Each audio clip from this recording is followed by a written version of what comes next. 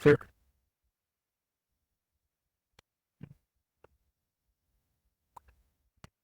I'm inspired to begin this module with a statement from the books.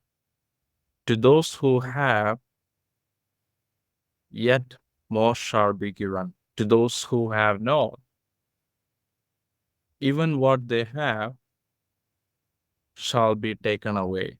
So, this statement, or the meaning of which, is really profound if we can understand what it really means. In simple words, to dissect it, to those who have, it means those who own what they have. To those who own what they have, even more shall be given to them. So it's about owning the things that you have. And when I'm speaking about the things that we have, I'm especially speaking about wealth. And by wealth, the things that we use and we can make use of in our life.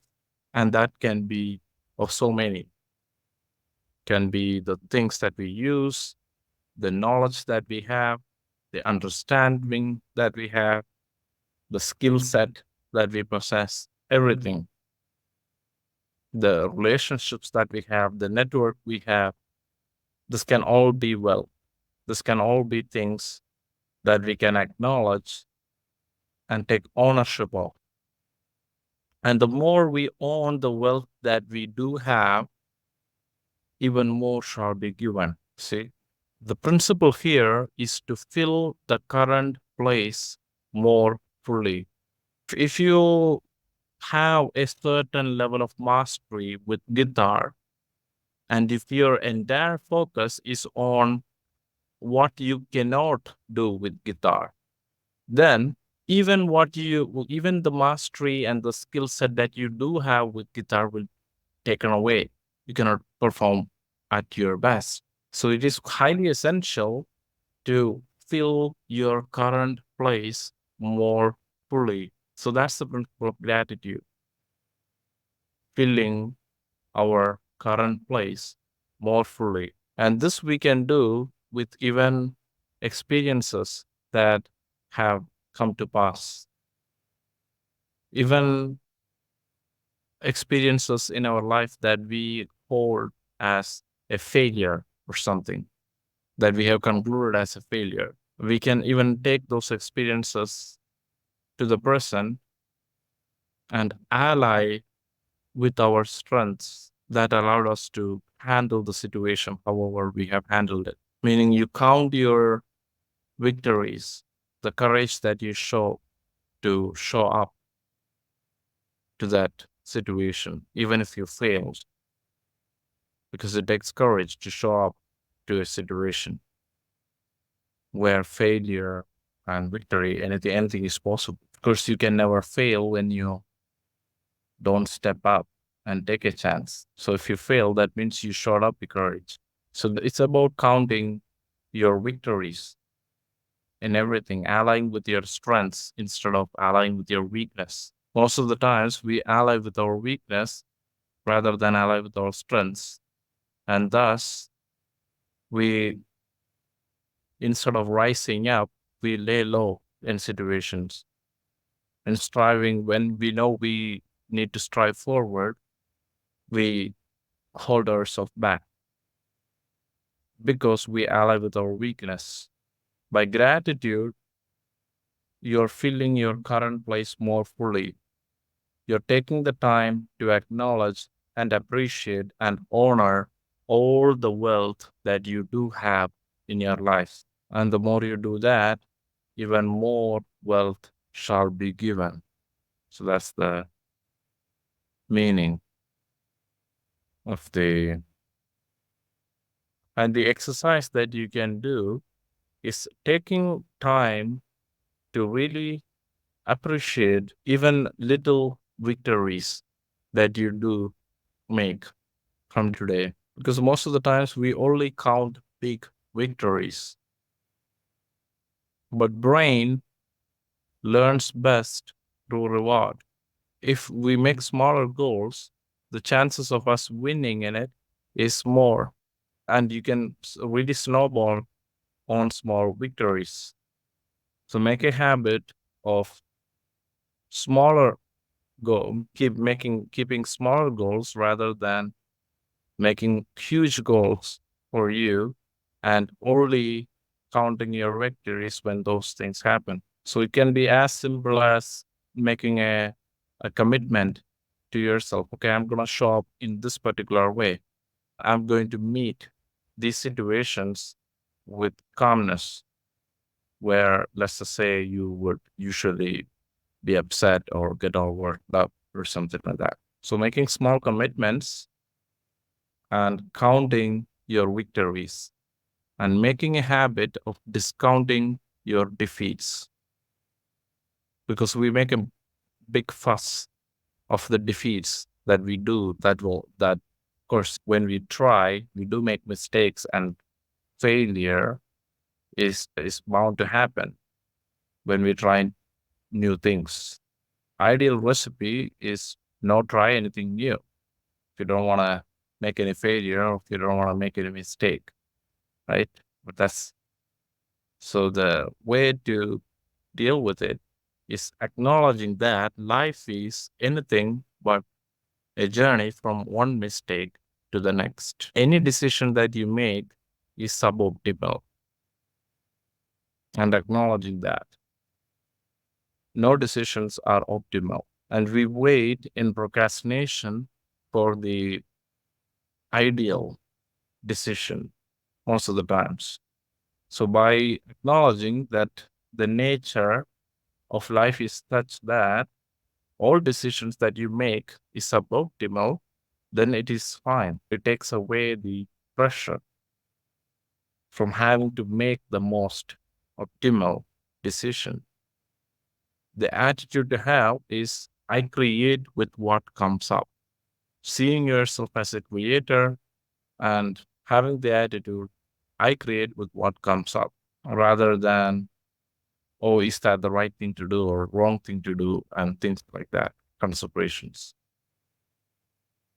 In terms of positive thinking, what I would like to encourage is not so much of positive thinking, but more of a resourceful thinking. So, resourceful thinking is very different from positive thinking.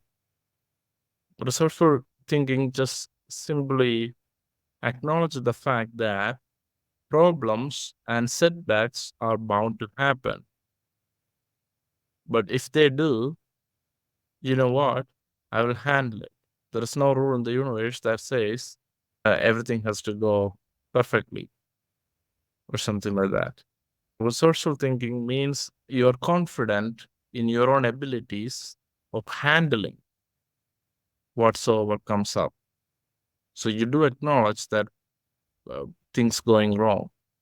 Unlike with positive thinking, where you do only account for positive things happening. So just having a resourceful thinking attitude, it it doesn't really make you completely get into a surprise mode when things do go wrong or things do often go not according to plans, because you are already foreseeing that the chances of things not going according to plan is very high. It can happen. And if it happens, I will handle it.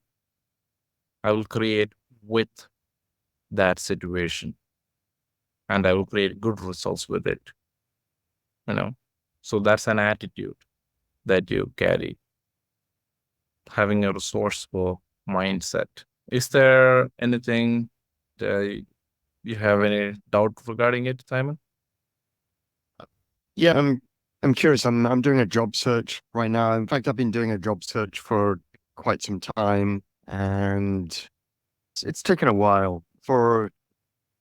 I'm always in cycles, but I haven't found that, or I haven't really aligned with the right opportunity yet, Mhm.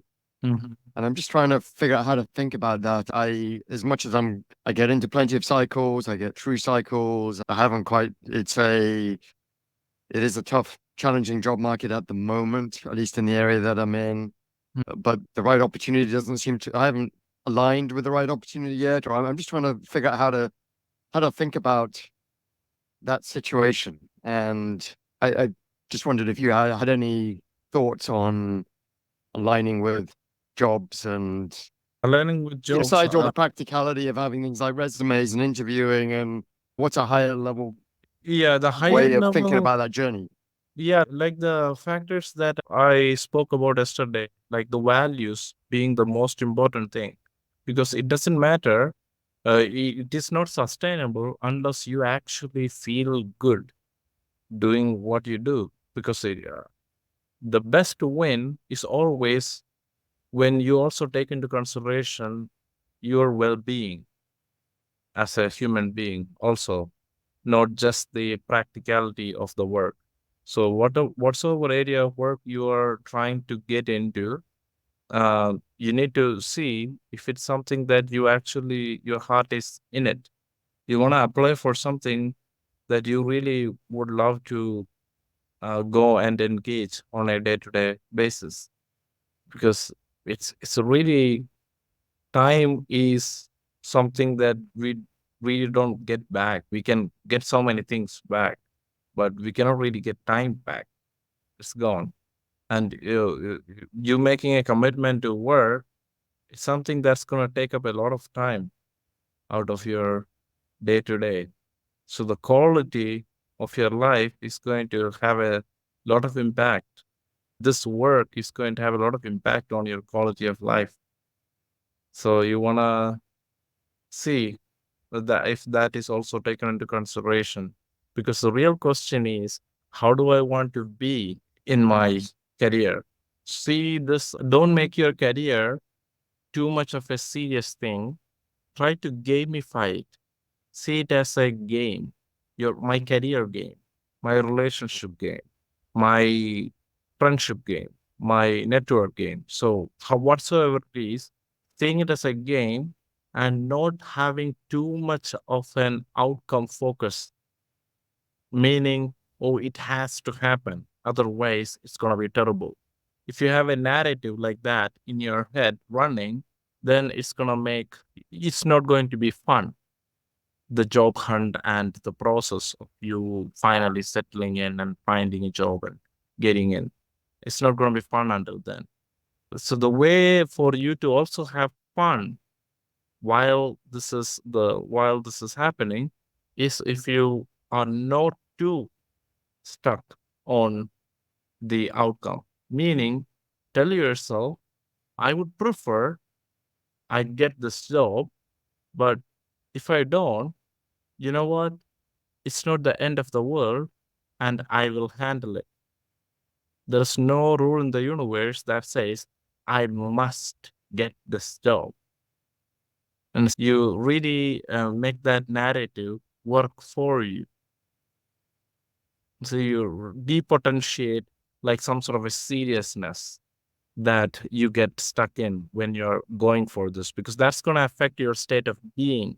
The point is, when you're presenting yourself for an interview and for situations like that, you want to show up as fun, as flamboyant, your best self, Simon, right? If you want to show up in that best self, you cannot be too serious about the result. It's like when you're playing, someone just came and whispered to your ears, you must win. And now it's not going to be so much fun playing at this point, because it's just, it starts to have an effect over your state of being and what you're gonna do and everything. You know, before it was just nothing was in your head. So you wanna depotentiate this kind of strong, oh, I must get this job, or I should get it, or else it's gonna be terrible. Or if you have some narrative like that, when it's running through again, you catch yourself in the moment and say, you know what? I'm done with this story, and I choose to stay in my power and have fun, or say something like that. And you create a new narrative. You carve in a fresh new narrative for you, Simon. You know, that's the way you can, and you just explore with it. It's not too serious. Life is too important to take it too seriously. I think that was good advice because it's easy to think of interviews as being a high stakes meeting when I feel attached to a certain opportunity Mhm. and would like it to happen. I can also feel a sense of a little bit of scarcity at times in terms of how often does a really good opportunity come up. And therefore, that sense of scarcity means it feels like it's a high stakes journey or it's a high stakes opportunity and therefore meetings. And therefore, it does end up feeling a bit more serious. And Yeah, and also the story. Also, you get into a story. I can hear it looks like there's somebody else on the line. Okay, yeah. Yeah, it actually is the story that is also running in us. We make it some. There's usually this kind of masturbatory words that get into our narrative, like the have to, should, must, ought to. All of these kind of words, they are very restricting and constraining words. And these words, when we have a habit, or when we have a habitual way of using it in our narratives, it makes things very constrictive and restrictive. So you get into this kind of narrative like, oh, I should get this job or else, or something like that. And it just start to slowly your way of being gets affected in the situation. Uh, that's what's going on. And your way of being is very contagious. So if you really get into some sort of a state of mind where, oh, I must impress them and I must get the job or something like that, then you are not also going to be authentic. And the vibration of authenticity is so much higher than or anything else. So you probably want to be authentic and rather than trying to be somebody who might get the job or who might be impressive to the Yeah, group of yeah. it was good insight. Thank you. Okay, I'm glad. Okay, so let's move on to module number 5. Yeah. So creating conscious relationships in alignment with your purpose, learning effective communication strategies for relationships, how to determine if your partner is in alignment with your higher purpose, emotional resilience, and science behind healthy relationships. Okay, so creating conscious relationships in alignment with your purpose. What I mean here, I actually just touched on that subject just before. Being really authentic from the get go when you meet a person and when you because most of the times there is a honeymoon phase in the relationship where we tend to accommodate a lot more than we would usually do in our normal um, self. And then it starts to take a toll. And at some point, the honeymoon bubble just breaks. And then there is a lot of falling apart and power struggles and everything just start to show.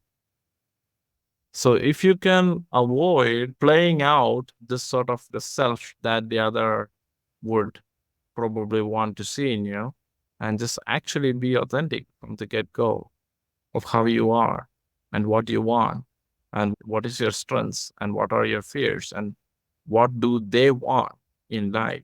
What do they really value in life?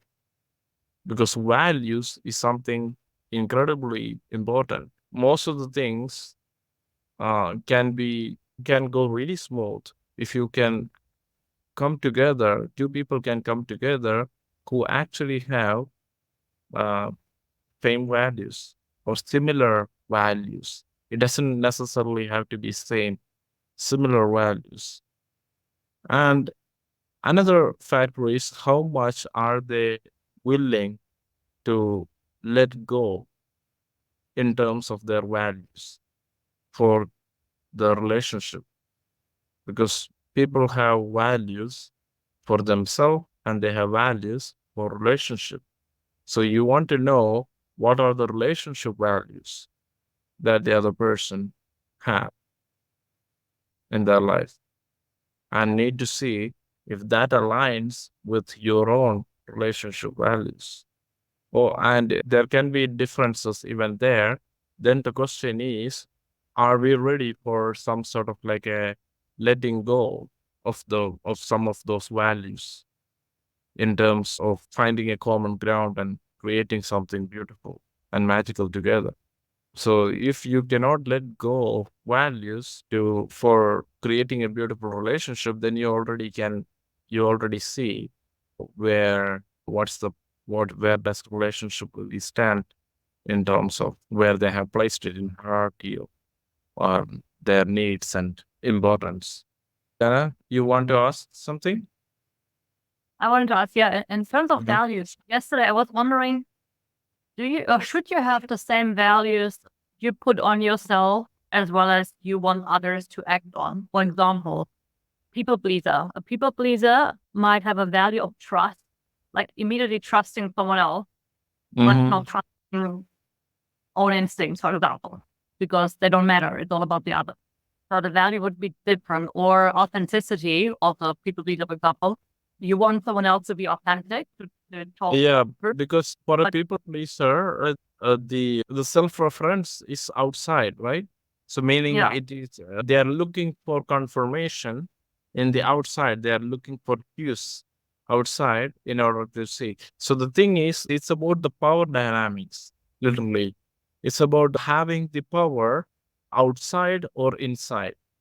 So either you can be self sovereign, where you bestow the power to be however you want to, or whatever it is, and or you are the power is completely outside, meaning power is in the circumstance, power is with the people, power is in the situation.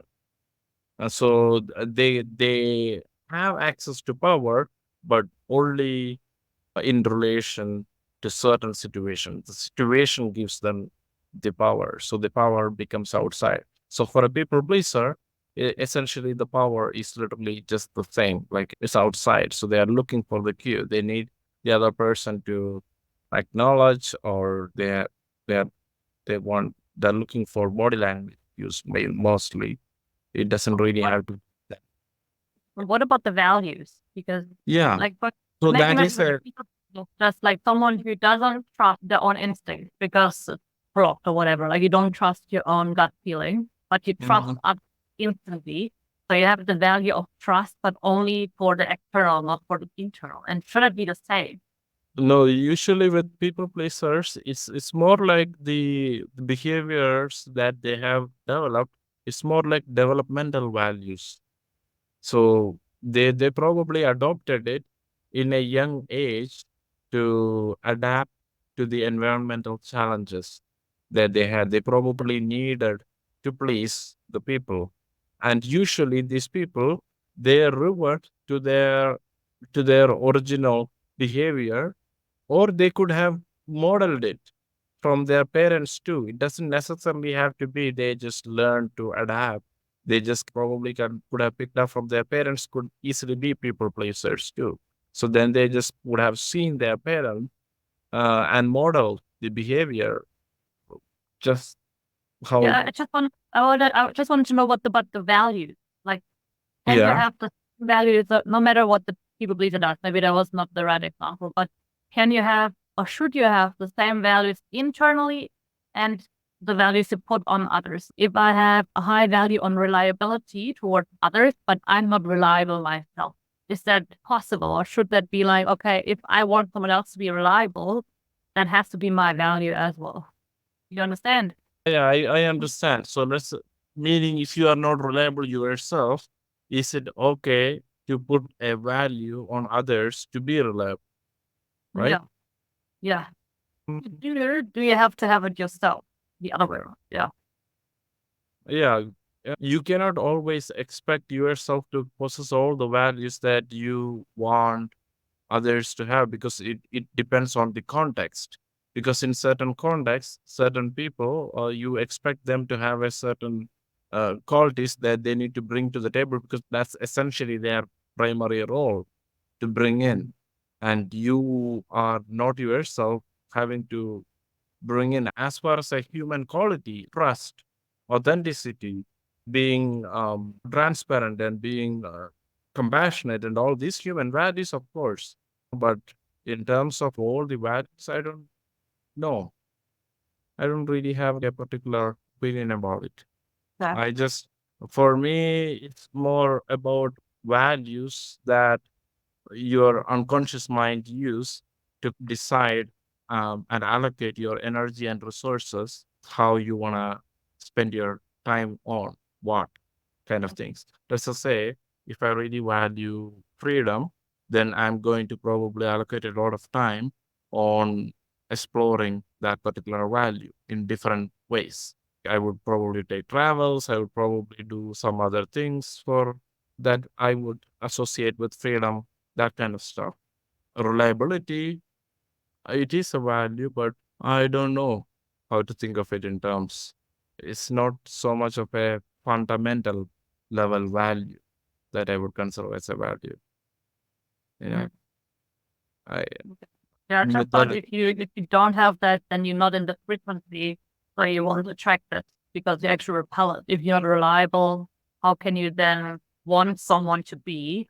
Because it's the opposite energy in a way, or could be. yeah, it doesn't really make sense. Yeah, of course, it is hypocrisy if you are yourself not ready to do something and you expect everyone else to do it. I don't think it is a conflict of values. Essentially, at that point, it's more like you need to look in, because there are things that are within our control and there are things that are not within our control. And usually, the things that's outside of our body is coming under that territory, which is not really under our domain. We cannot really control people's behavior or people's actions or things like that. And if you really make that our business, then it's a sucker's game, because we can, I don't know where is the limit for it. So for me, I would rather look at what's within my power to make a difference on, and what's outside of it, I won't really bother with it so much. That's my usual attitude. Is that's the distinction that I operate with. So there is always an, even if someone is not reliable or something like that, and it comes out like that, I would still acknowledge what they're, after all, we are all only human. So there is, I put it on different brackets. So there is no particular set of ways I would treat that situation. I go with my feeling. I go with my map. Yeah, I was still thinking like that literally got me stuck yesterday by mapping out what are my values and for example what values I want someone else in any kind of relationship to have. And one Yeah. was authenticity. I used to Mhm. be a big people pleaser, so I was never authentic. I was playing a role to please someone. So I was like, I Okay. want to be authentic, but I'm not authentic myself. So is that being a fraud because you literally are not matching what you want from someone else? Oh, Yeah. okay, So I was okay, like, okay. is that Yeah, I my get the value? context. Mm. Yeah. Okay, And okay. yeah. And the opposite was with reliability. I'm super reliable. And if someone is not, it's triggering because it says that if I would not be reliable, it doesn't show me self respect. Yeah, So that's yeah. what, Yeah, yeah. actually, I would suggest there is a role for improvement in that situation, because Yeah. you can look into the beliefs. You can look into the beliefs that make up that very trance that you experience, because it's not a good one when you're super reliable and when someone is not being reliable and then it gets to you. What is Yeah. really happening in that moment is that there is probably some sort of a hidden rule, like a rule that I'm reliable, so everyone else must be reliable too. So something Mm. like that. Or else it's absolutely terrible and I don't like it or something like that. Yeah. Mm. Some sort of. Okay. So you probably can work on changing that story by, it's more like an attachment you have with how others should behave with Yeah. you. So you can let go of that attachment by creating a new narrative that starts off something like, I would prefer if others are also reliable with me the way I am, always super reliable. But if they are not, you know what? The end of the world. And I will handle it. And there is no rule in the universe that says that everyone should be reliable. See? So basically, you are downgrading the demand that you had before, that everyone should also be reliable with me because I am reliable with them. You are downgrading that belief, that demand into a preference. So you're acknowledging, I would prefer if everyone is also reliable with me the way I am. But if they are not, you know what? I will handle it. You know what? It's not the end of the world. So you're acknowledging that it's not the end of the world. But because probably the other narrative must be like, oh, it's so terrible, it's so bad, it's not right. There's probably some rightness and wrongness there in that narrative mix. So you can just say, it's not the end of the world and I will handle it. And there is no rule in the universe that, so because it is, that's the truth. It's not a universal rule that everyone should be reliable. Everyone must be reliable. No, it's a personal rule of yours. So you're acknowledging that. There's no rule in the universe that says everyone must be reliable. My Because role goes back to the people pleaser. If you don't show up on time, you don't respect me, and as you give me my value, I literally have no value. Here you are. there are standards for you in terms of relationship and all, that is fine.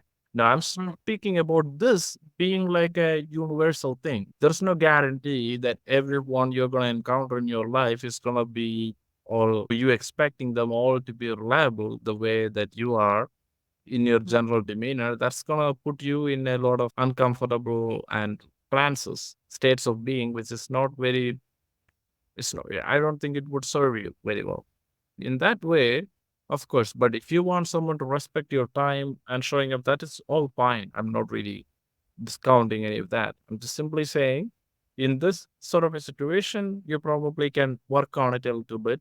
If it is, you can see that it's getting on you too much whenever this happens, whenever someone is not reliable, and then it's too much for you, then you can probably change that narrative. And next time it runs out, you just simply catch yourself in the moment and say, you know what, I'm done with this. And I'm choosing this narrative, and you tell the new stuff. Okay. With the relationship, it's essentially the same thing. You are actually being authentic, telling the person where you are with your life, what are you looking for, without playing any games. And you are actually telling what do you really value in relationships and what is your actual goal. And seeing that person actually does fit into your life in some way. And they can actually bolster you in reaching your goals too.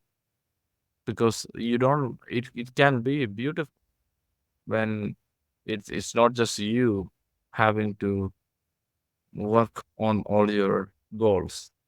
It's beautiful to work on shared things with shared passion. And it can really be beautiful if you can be really authentic with the person and then they know what is it. Because it takes a lot of energy and time and effort to start something from scratch. So why would you want to just waste a lot of time by not being authentic? Isn't it?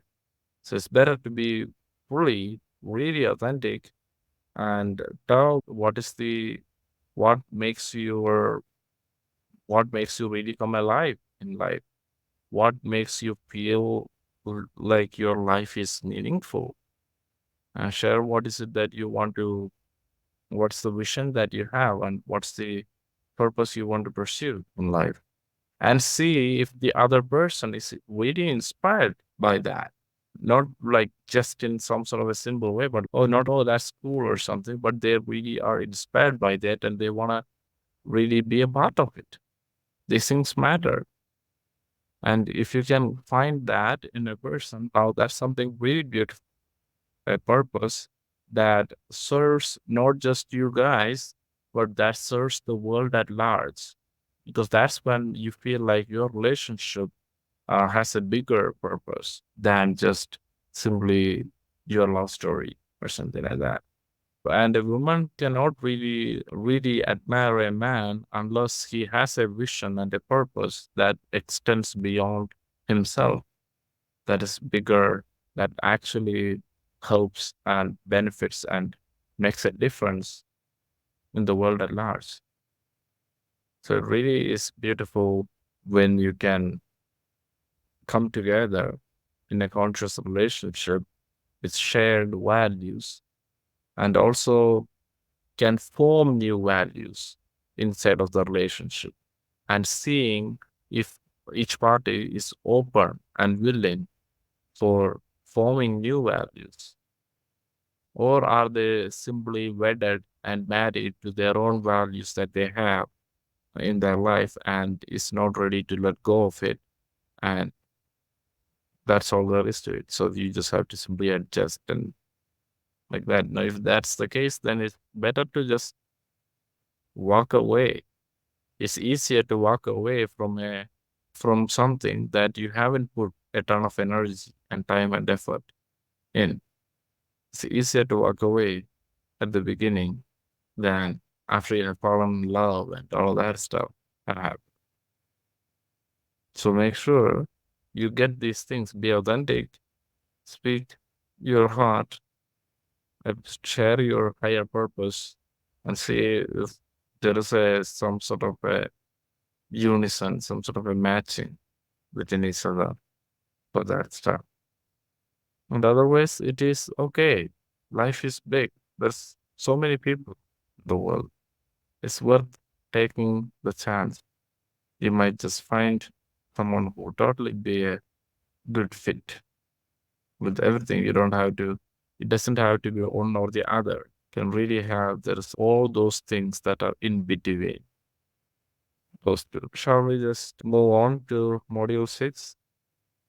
Embodiment of wisdom for lasting change. Strategies for using this knowledge in your everyday life. How to use mindset to take action. Okay. Embodiment. What I mean by embodiment is the felt sense that we have in correspondence to the thoughts. Meaning any idea or any thought that we have in our head, there is going to be a corresponding felt sense in the body and we can feel it. Just to demonstrate the power of it, I want you guys to just close your eyes for a moment. Listen to the words, all that I am is change.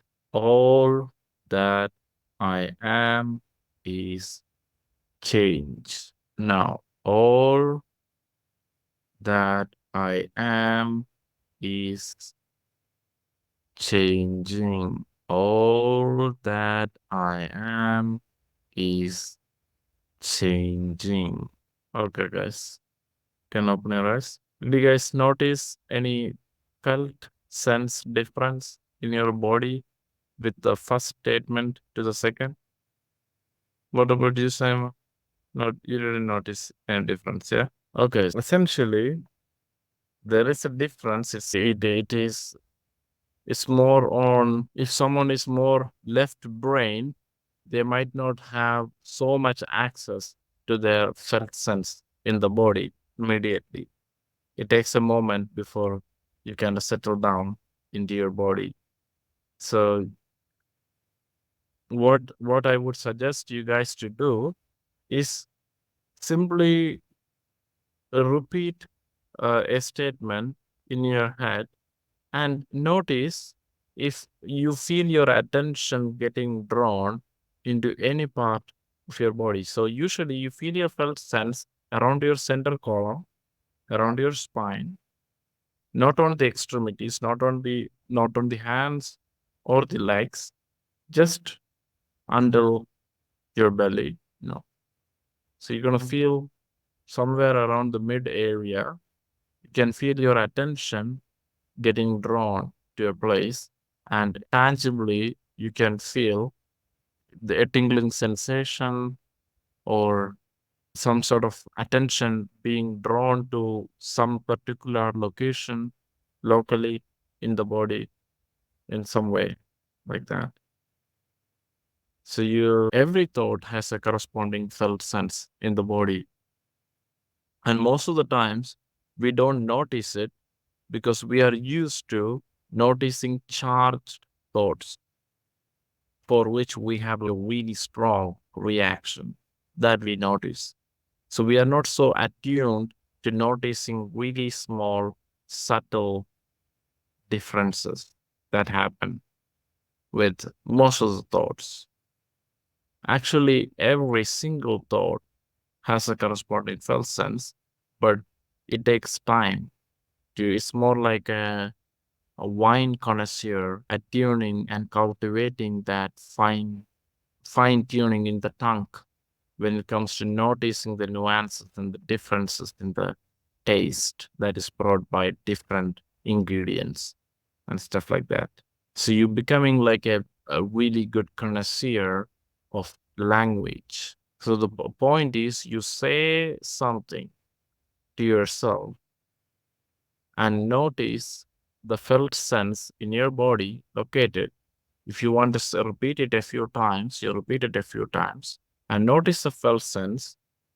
And once you can locate the felt sense, you let your attention rest on the sensation. And once your attention goes there, energy will naturally go and that thing will grow.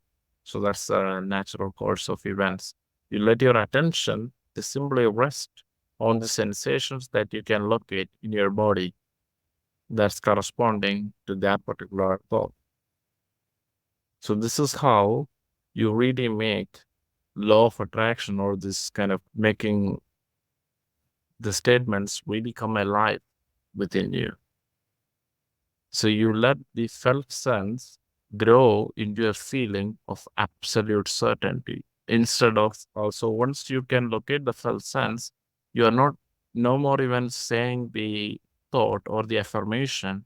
You are simply letting the sensation just grow into a feeling of absolute certainty. So how you can make any idea come alive within you, make it come true within you. It's how you can choose to fall into a trance of your own making. I can say, I'm really strong. I'm the most strongest person, and I'm going to have a felt sense. It's probably going to be very small. I might not have such a strong association with a sentence like that. But if I can locate it and I can let my attention rest there, it can become a feeling. It develop into a feeling of absolute certainty. So that's the kind of trance. And it doesn't really matter whether it is really true, whether I am, in fact, truly the most strongest person. It's about how I'm showing up and meeting the world. The truth of it, it doesn't most of the times matter. A woman can have the idea, I'm the most beautiful woman. It doesn't really matter whether it is really the truth of the world. It only matters how she's showing up in the world, how she is meeting the world as she is embodying that idea fully. So embodiment has more to do with calibration of thought rather than epistemological calibration of thought. Epistemological calibration means you need proof and evidence in order to believe in something as true.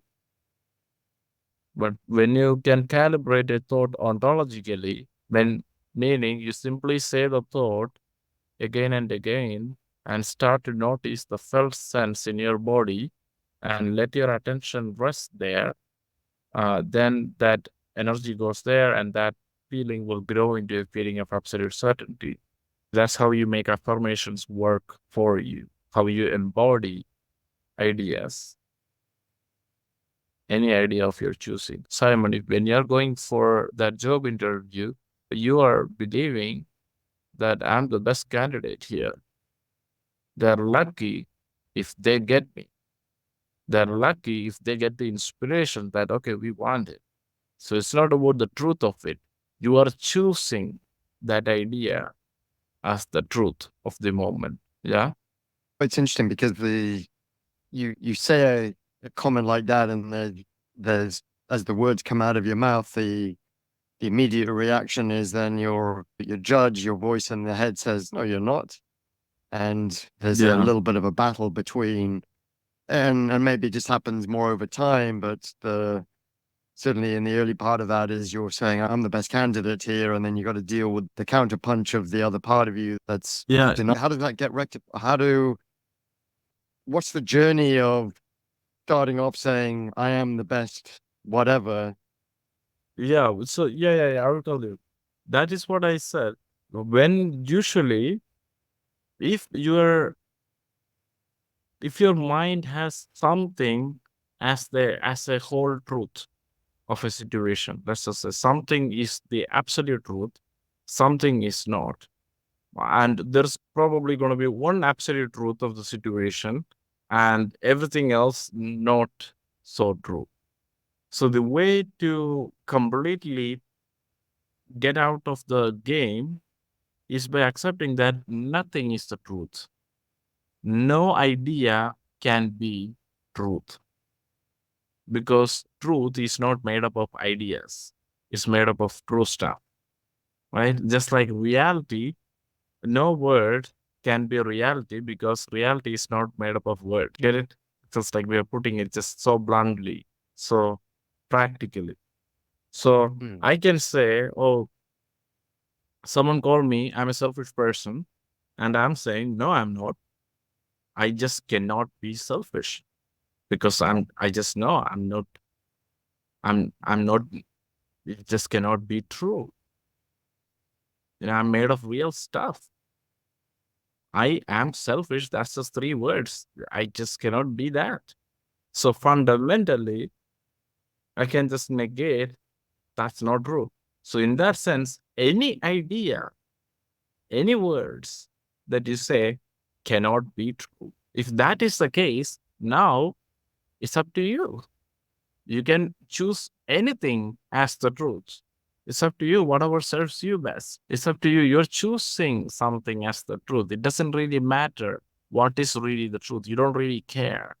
So when the mind comes and say, oh, that's not the real truth. Oh, you think I care? I don't really care what's the truth. Nothing is the truth. Now, suddenly I am not the best candidate. Now that's the truth. Like, how is that? Like, that's another bunch of words with another negation included in it. That's all. That cannot be truth either. You get it? So you literally, because mind is always going to come back, like asking for proof and evidence. The epistemological way of calibrating thoughts is that's when people get fluked. Usually, affirmations don't work for most people because that other part of the mind will come telling them, oh, that's not true. That's not true. Oh, that doesn't. You say I'm rich and you're not. So, so it's really, you cannot fool the mind like that. So you just simply have to say, okay, but nothing is the truth.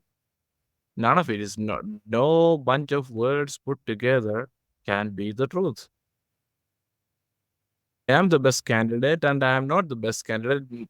None of it can be the truth. Now it's up to you. You can choose whatever is the truth that serves you best, that allows you to show up at the situation at your best, that allows you to create the best result, that allows you to engage with the situation most harmoniously and gracefully. That's the truth. So there is no escape the truth trap. There is no such thing as the truth. Escape it. And you create the truth. That takes a bit of thinking about and understanding to embody what you just said. Yeah, but it is worth it. That's the thing. Yeah. No, I get it. I don't feel it at the moment, but what you're saying is an interesting concept. So when you say, I don't feel it at the moment, you ask yourself the question, what is it that I can do to make me feel it more fully? What is the smallest thing that I can do to make me feel it more fully? What would be just enough for me to feel it, for me to embody it more fully? Yeah. So keep things simple. Ask yourself, what is the smallest thing I can do to embody that? Right. What would be just enough so that I can embody it? Ask Right. these So kind of rather questions. than boil the ocean of Yeah. taking that on Rather board, is than just like, trying to oh, find how do I embody that? That's like a full thing. embody a stepping stone piece of it, or a small element of it. Yeah. So you use the word like an existential quantifier, like just. What would be just enough so that I can embody that? See, that just enough is crucial because that gives you that kind of feeling like, oh, that's how I can do that. Oh, what would be just enough? Right. So you ask that question. What would be just enough so that I can be at my best? Good. Thank you. So, I think we are at that place now for my wife to come and close the ceremonial. Thank you. Those are some great insights. Really appreciate it. Yeah. I'm really glad you guys enjoyed it. Yeah, thank you. Sorry, I was gone for 5 minutes because my internet broke down. No, that's okay. Everything is in the recording. Okay. Yes. Okay. Well, thank you. And really good insight. Yeah, and More thoughts and more like feeling. Awesome. I kind of work best with engagement. So I think my best work came when you guys engaged with me better. That's otherwise I'm just clumsy because it's not my style. Usual. But yeah. Makes sense. What else do you offer besides these sessions, or is there other opportunities Yeah. to work with you? Yeah. That's exactly what my wife is going to explain everything. She is usually the person in charge with all this kind of stuff. Okay. All right. Hi, Simon. Hi, Gina. Hi, Lorna. Hello. How are you guys doing? Doing good. Enjoyed our last two sessions. That's awesome. Glad you guys enjoyed it and got a lot out of it. Yeah, as I said in the beginning, we just put together this book, and this was just like an overview of everything that was included there. So yeah, so basically, as I said before, Sanal, he teaches a yoga center here, and then he also does coaching with people, mostly in person, but also online. And so I was just gonna go over his coaching program, which is the main thing that he's doing right now. So this is transformational life coaching, and it's for 3 months. This has all the information in here. But it basically goes through 3 stages. So the first stage is awareness, basically figuring out what it is that's holding you back, what's keeping you stuck, what's preventing you from doing more of what you actually want to be doing in life. And so that's really getting into like your deeper thought and behavior patterns and figuring out like what is actually helpful, what is not helpful. And then he'll be able to help you with just creating like a framework of letting go of the negative patterns and then moving forward into what you actually want. So that would be the second stage. Transformation. It's just shifting your perspective and changing the way that you think about things in life, creating like a whole new mindset that allows you to engage with life, relationships, career from a place of power and confidence. And then the third stage is integrating it into every part of your life, whether it's like relationships, family, career, your society, social, all of that. And so these are like the 3 pillars. So it's not just only about like life coaching. It's also getting into like the mind, different realms of consciousness, habits, and then also relationships, the way you relate with your partner, people in your life, even with yourself. So those are the 3 pillars. And yeah, I've known Sanal for 7 years now. Yeah, we've been married since 2020. And I've been able to like see him go on this big journey where people that have all sorts of things going on, someone who had like rheumatoid arthritis, she's just every single day feeling like pain and doesn't want to do anything. And then when he was able to work with her consistently for a couple of months, she was able to like completely change the way that she like sees the pain and sees her life in general. Like she was pretty much just not enthusiastic, not wanting to do anything in life because every single day was like so painful and everything.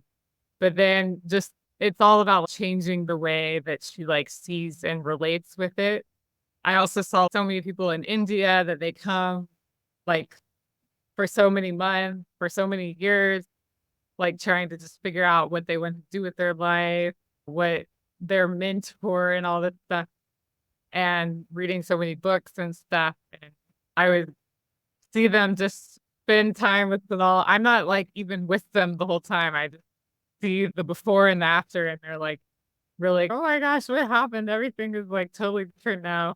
Even after 20 years of learning about spirituality and going to ashram and stuff, nothing was really happening. So it's really just like being able to speak with him on a deeper level. As you guys saw in the workshop, it's just the tip of the iceberg, just like some basic things. Yeah, Jaina, did you want to ask something? No, but sorry, I have a call at 1:15 and I need to go to the toilet now and it's the blindfold. So thank you so much. Just want to say thank you. Yeah, well, yeah, stay in touch. Thank you. Yeah, sure. Yeah, no problem. Okay. Thank you so much. Yeah, so anyway, don't need to go too much into it, but basically, as I said, it's just a 3-month program. So there will be like videos released each week. So we have like different trainings and exercises, resources. So this is like spiritual curriculum, and then just weekly one-on-one coaching. And then if you have any like questions or you want to say anything throughout the week, you can obviously like message him and ask. So yeah. And then just the price. Basically, if you want to go more into it, we can have a call and talk more about it. But it's just basically 3 months, $3,000. Not really trying to sneak people into a call for an hour and be like, okay, I'll tell you the price at the end.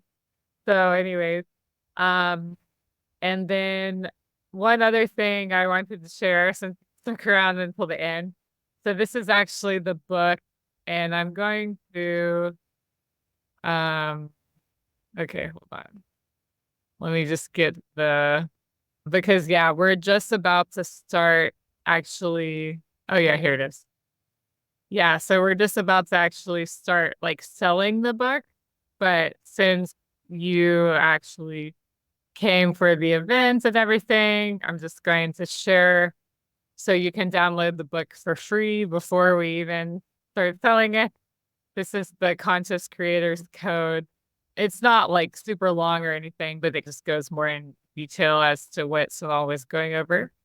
So, and yeah, that's pretty much it. So if you Great. do want to talk more about the coaching program, I can just also put in here. This is the calendar link if you want to talk more about it.